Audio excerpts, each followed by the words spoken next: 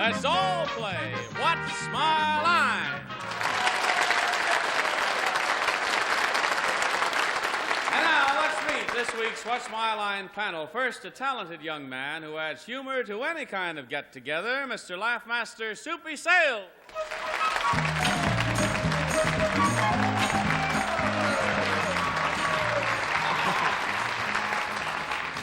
Thank you, Johnny Olson. Right now, it gives me a great pleasure to introduce you to a wonderful and sparkling, talented young lady who is the star of stage, screen, radio, and rodeos, Miss Phyllis Newman.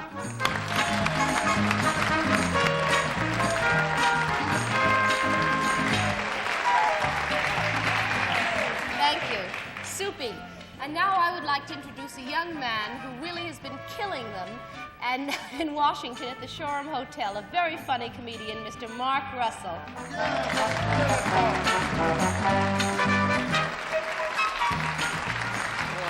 Bedazzled by that. And if I'm elected, I would love to be in a caucus with Miss Arlene Francis.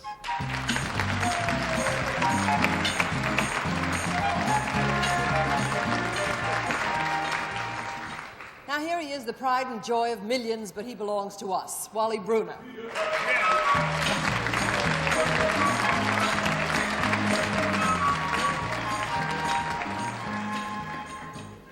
Thank you, Arlene, and welcome to What's My Line. During the next 30 minutes, we have some more interesting people for you to meet, most of them engaged in very unusual occupations designed to baffle our panel of experts. And in addition, the panel will face a mystery celebrity guest just a bit later on. But now, good group, shall we begin? Yes. Good idea. Let's meet our first challenger. Would you enter and sign in, please?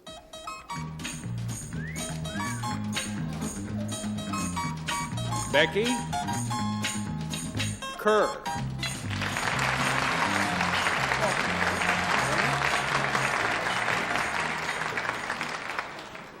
Mrs. Kerr, where are you from? I'm originally from Apache, Oklahoma, but now I reside in Sioux City, Iowa. Oh, is South 4th Street or South 7th Street still the way they used to be in Sioux City? Yes, I think that's rather unchangeable, isn't it? Panel, may I tell you that Becky Kerr deals with a product, and she is the only woman in her capacity with the United States government. Now let's show our audience just what her government job is.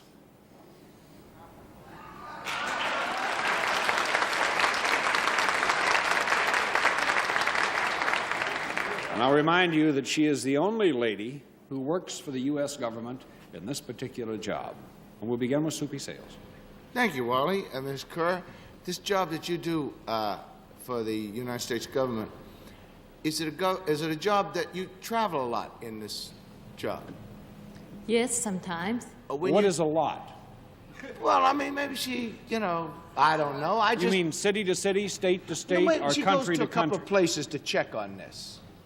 All right, we'll accept that as a yes. Maybe she does. All right, and maybe she don't.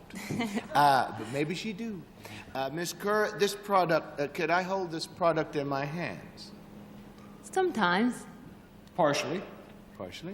Does it mean it would be easier if I used both hands or somebody was helping me? Is it heavy? Could be. I think in the state that Mrs. Kerr deals with this particular product, it is considerably heavy. Now, when we talk about a product, we're talking about an honest-to-goodness product, like it might be a gold bar or it could be something like that, rather than, say... It is a very tangible product. Yeah, it's a tangible product, not like handles saddles for horses and things like that. Well, saddle is also a tangible product. That's true. Yeah. It's like that. Okay. Get on with it.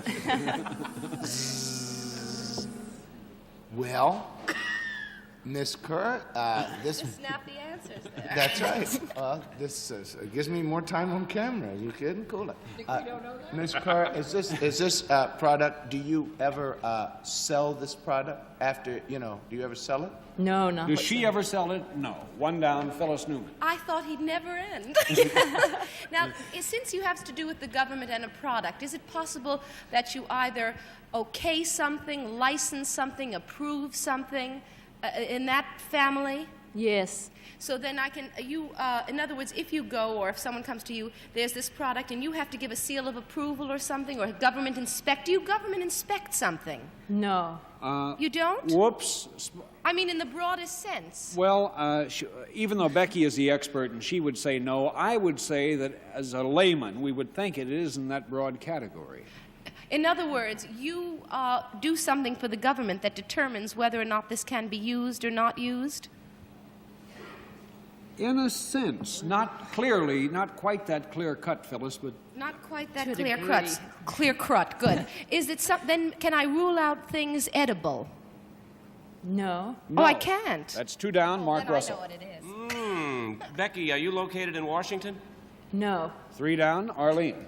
Is the product that you that is edible, is it a meat product? Yes. Do you put the USDA stamp of approval on beef to be bought in the markets?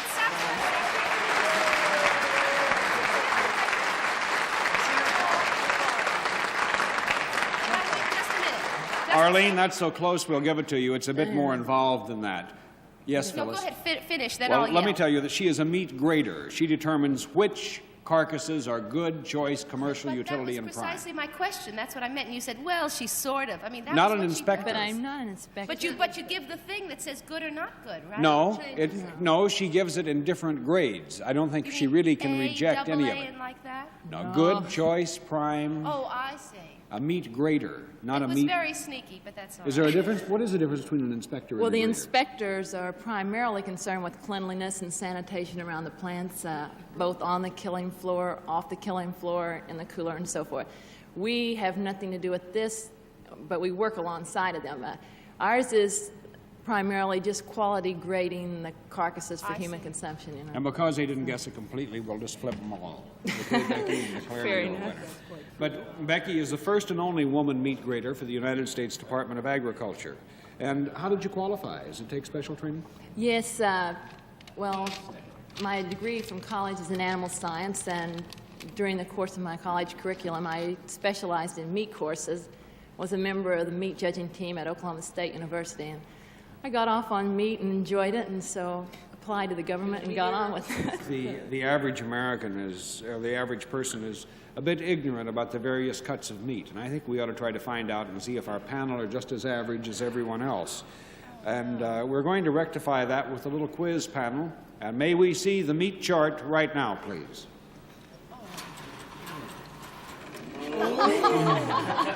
And here with the meat chart is that friendly fellow Johnny Olson. Thank you, John. All right, now we're going to... Now, here's what I'm going to do. This is a representation of a steer, as you can see, all marked off in various segments. Now, I'm going to mention a cut, and you, one at a time, will give me the correct corresponding number. Now, Becky, if you'd like to go up, please, with the pointer, and you can be the judge. I always get the part between the ears. And we're going to begin our little quiz with Soupy Sales. All right, Soupy? Sirloin steaks come from the loin. What number is the loin on the chart? That's Texas. Oh, isn't that a map? That'd be number 3. Number 3? Becky? Wrong. The loin is number 5. This is where Well, you're... you learn something every day. Don't you?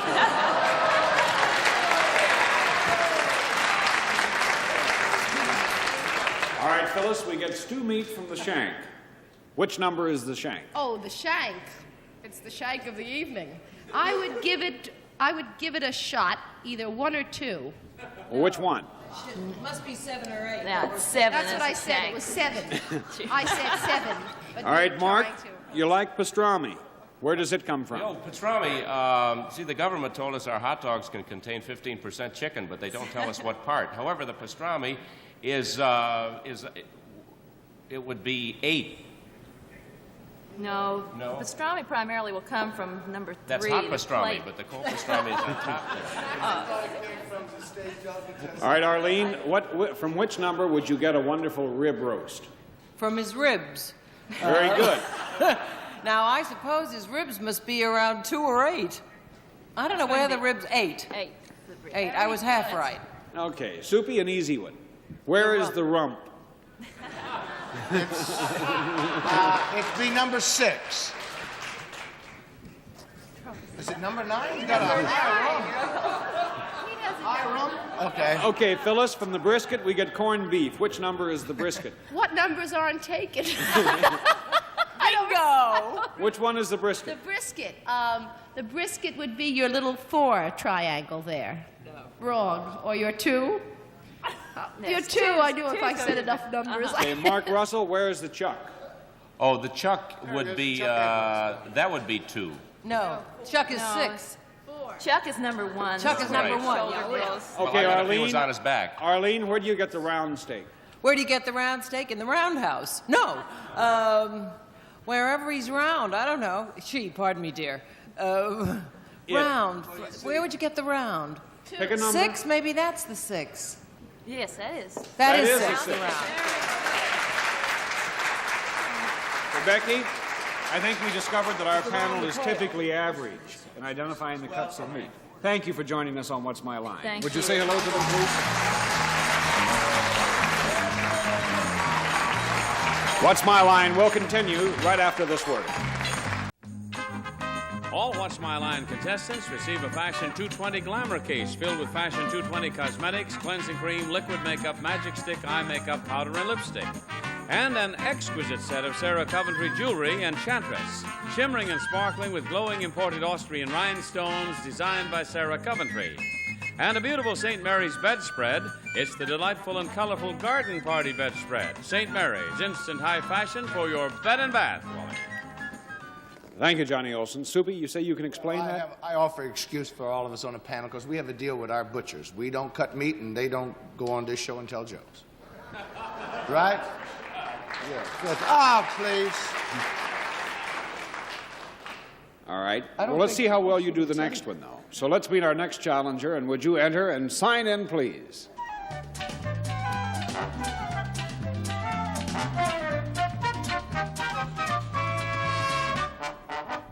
Ed Kesty.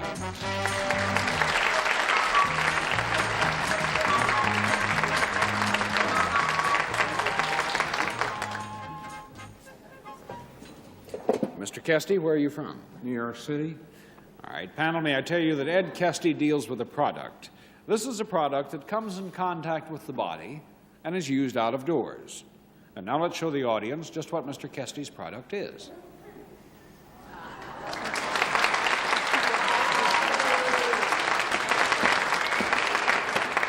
May I remind you, it comes in contact with the body and is used outdoors, and we'll begin with Arlene. Thank you, Wally. Does it come in contact with the body from the waist down? Yes, Could it possibly come in contact with the body from the waist up? partially. Is it larger than a bread box? Sure is. Can you sit on it? Yes, ma'am. Is it found ever in parks? Yes. Sometimes. Sometimes. Is it anything like a bench, like a park bench?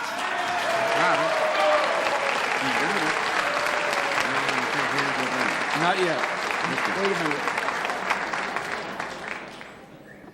What do you think, Mr. Kesty? I think she's right on the ball. You think she's right on the ball? You think she? Do you sit on park benches a lot, Arlene? That's how I happen to know it. I've often seen Mr. Kesty on a park bench. You've seen him on a park bench.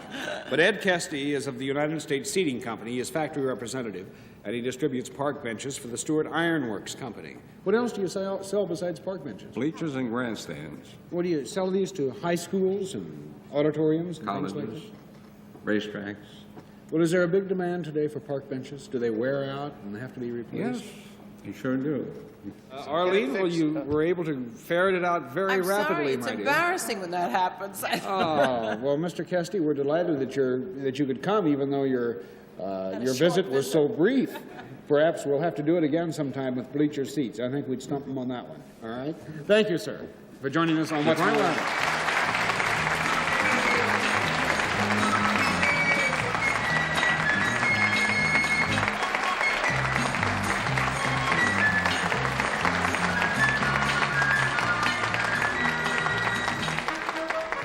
Did anyone else have an inkling of what that might have been from the very beginning? No. Yes, Mr. Kesty got very testy that you Kesty. What did you think it was, Phyllis? Were you on I the thought same it might track? be a sled I was thinking of, you know, a child's sled. Did you have any idea, Mark? I thought he made like water wings. I had an idea. Yeah, that's what I thought. Something in sports like a catcher's protective vest that a catcher wears when he's sitting on a park bench or something. We don't like. It's just as well, Arlene. It's just as well Arlene guessed it at the very beginning. That's what it really boils down to. Well, tell me something. You do. You get a flash, right? I got a hot flash, yes. Well, And on that note, I'll say, "What's my line?" We'll continue right after this word. And we have reached the very special part of What's My Line, the time we meet our mystery guest. Panel of the blindfolds in place. Yes. there you are. All right, mystery challenger, would you enter and sign in, please?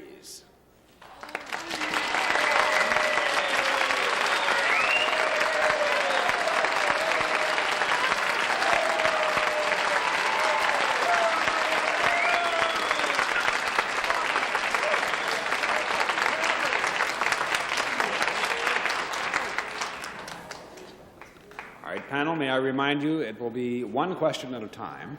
We'll give you 2 minutes to try and establish the identity of our mystery guest. And let's begin the questioning with Mark Russell. Oh, by that tumultuous applause, I gather you're a cost accountant. Or, no, are you in show business? Yes, sir. Arlene. Are you primarily known for your work in motion pictures? No, ma'am. Soupy. Are you primarily known for your work in television? Yes, sir, I am. Phyllis. Would I see you on television on a fairly regular basis? Yes, pretty regularly, ma'am. Mark. Do you have a weekly variety show of your own? Weekly variety show. Yes. No, it's not variety, sir. Arlene. Just a story? A story? Does it tell a story, your show? Yes, it tells a different little story each week. Good. Soupy. I wish you all would pass that stuff around so I could feel like that. Is this show emanate from Hollywood? Yes, it does. Phyllis. Are you blonde and beautiful? Yes. Is it Florence Henderson? No. Mark. Oh, blonde and beautiful. Oh, I passed. There's too many beautiful blondes. Arlene. Have you ever done the Miss Universe contest? Yes, I sure have. It is June Lockhart. Oh, hello, Arlene. Hi, Soupy. Oh, you did? Oh. Hi, Phyllis.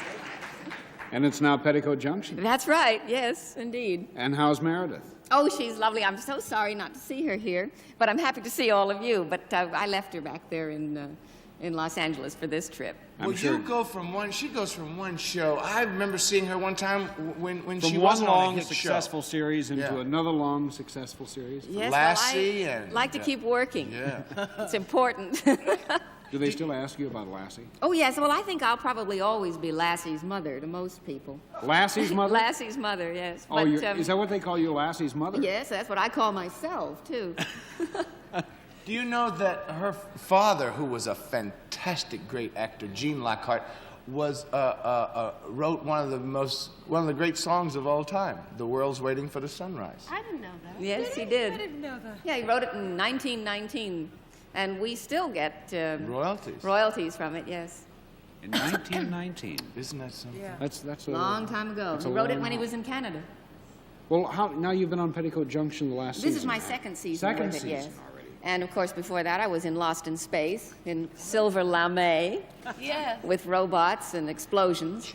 And that was great fun to do, but I'm enjoying Petticoat very much. Edgar Buchanan is a darling to work with, and, of course, Linda and Laurie and Meredith. Do you enjoy doing a TV series like Yes, you very did much. several very successful movies, June. Well, I've done a lot of stage plays, too. Right. But, yes, I enjoy a series very much because, and Petticoat is nice. We only work 3 days a week, and that's good. Oh, boy. I like to earn money and take it easy at the same time. So it doesn't really get to be, the grind. No, It's and 3 there's no days a pressure week. or tension on the set. Edgar Buchanan is a dear, lovable man who tells us rather off-color stories right up until the slate.